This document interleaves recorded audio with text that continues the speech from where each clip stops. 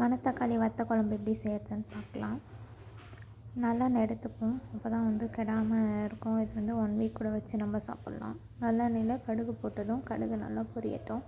பொரிஞ்சதும் எரித்து வச்சுருக்க சின்ன வெங்காயம், பூண்டு இதை மட்டும் போட்டு நல்லா பொன்னிறமாக இருக்கும். அதுக்கு தேவையான அளவு உப்பு போட்டு நல்லா நம்ம வதக்கிக்கலாம்.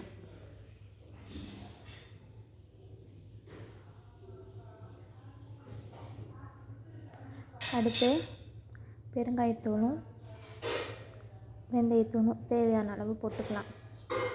இது ஒரு ஃப்ளேவர் கொடுக்கும், ப்ளஸ் இது கெடாமையும் இருக்கும். வெங்காயத்துக்கும் பூண்டுக்கு தேவையான அளவு உப்பு போட்டுப்போம். இது நல்லா பொன்னிறமாக செவந்து வரணும். வதங்கின பிறகு க்ளீன் பண்ணி வச்சுருக்க மணத்தக்காளி காய் அதை எடுத்து இதில் போட்டுப்போம். இது நல்லா வதங்கணும். இதுக்கு தேவையான அளவு உப்பு போட்டுக்கலாம். அடுத்து மஞ்சத்தூள் தேவையான அளவு, அடுத்து தனி மிளகாத்தூள் தேவையான அளவு போட்டுக்கலாம். அதுக்கப்புறம் மல்லித்தூள் இது தேவையான அளவு. அதோட பச்சை வாசம் போகிற வரைக்கும் எண்ணெயில் நல்லா வதக்கிக்கலாம்.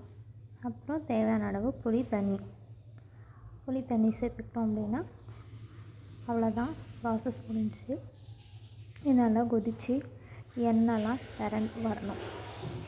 அது வரைக்கும் நல்லா குக் பண்ணணும். இதை பாருங்கள், எப்படி எண்ணெயெல்லாம் பிரிஞ்சு வந்திருக்கு.